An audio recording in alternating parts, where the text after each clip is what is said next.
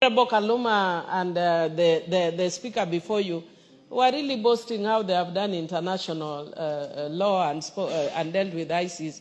I can also boast that me and Honorable Karoli here were students of environmental law at our master's level, and we studied environmental law at a master's level.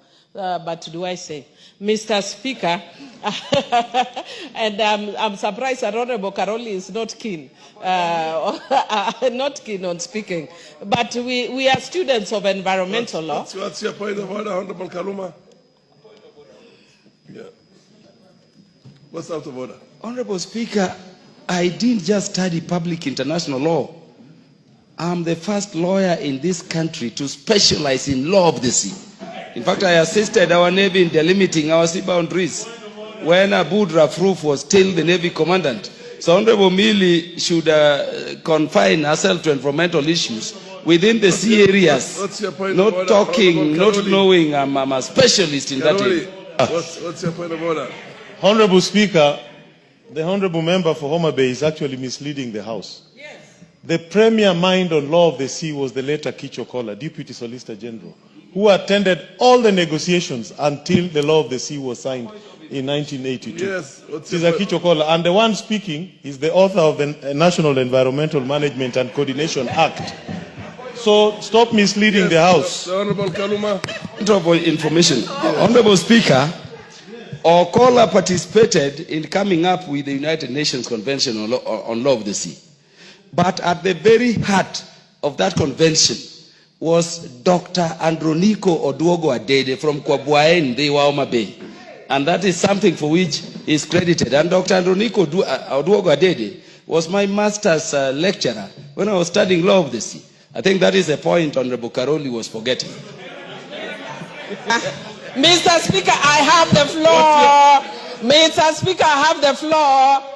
And I want to educate Honorable Kaluma and tell him that there's a reason that I'm a senior lawyer.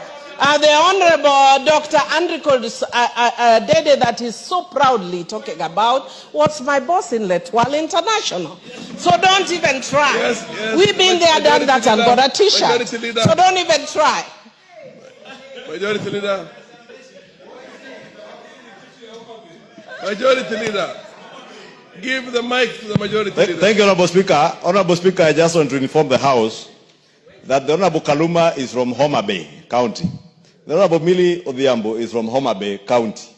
The Honorable Karoli Omondi is from Homa Bay County. And you can hear the debate is about the law of the sea, environmental law, and the battle of wits of great men and women, great scholars from the county of Homa Bay. And Honorable Speaker, you know, we were in Homa Bay over the weekend, and the people of Homa Bay are a great people. Therefore, Honorable Speaker, let me also assert that the Honorable Mili Mabona Odhiambo, being a law student and having studied environmental law, part of what this treaty seeks to look at are issues touching on environment in the sea. Therefore, the law of the sea, the law of the environment merge and converge. Whether they converge in Homa Bay or in the National Assembly, it's converging and we all move together, happy. Honorable KJ. Mr. Speaker, I was of a different opinion, Mr. Speaker. On an afternoon when we have very serious business to transact, I wanted you to find this debate totally out of order, because the display here is a display of something that is well known to this country. The tyranny of brains, the tyranny of Akili from Nyanza. And it has been displayed fully. We do not need to belabor the point. We know we have some fine brains from that area in the House. And we also know that there are and fog bearers who are also... Order. Honorable KJ. Order.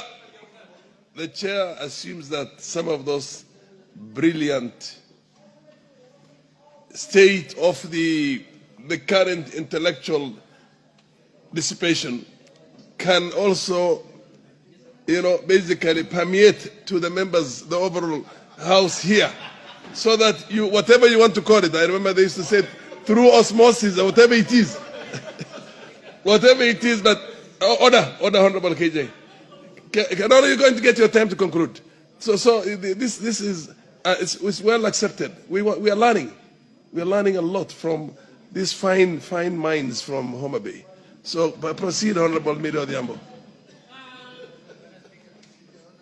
I also did public international law. I did law of the sea, but nowhere near where the specialization. Then we can allow you to stay in our circles. Proceed. Mr. Speaker, before I conclude, I just wanted to say that I'm also currently doing my PhD in Daystar University, and I am dealing with the issue of development, leadership, and on the issue of leadership and governance. And one of the things that I'm debating about, studying about, is whether there's something unique about Homa Bay.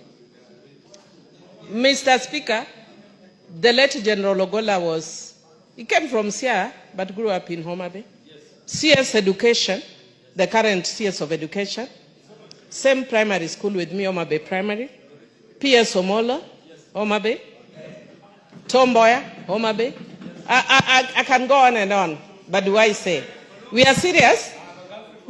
I can see the chairman budget now is trying to purport to have a girlfriend from Homa Bay, especially Homa Bay town. And I know Honorable Kaluma can now be proud as the member of parliament for Homa Bay because we are serious. But that aside, Mr. Speaker, what I was actually saying is that it is true, just as even Honorable Ichung'wah said, because we are dealing with the high seas. But we sometimes forget the inland waters. The inland waters that has produced these great men and women like myself. And because we are told when you're growing up, you're told if you eat fish, you become completely brilliant.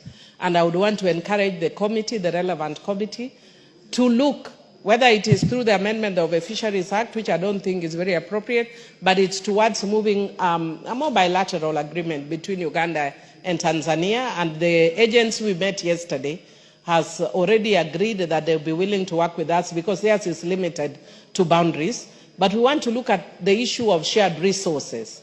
The same that we are having for the high seas, we need to have for inland waters, so that we don't have our fishermen taken to Uganda, forced to eat raw fish with all our intelligence, and also forced to pay fines because they are fighting over the resources in Lake Victoria.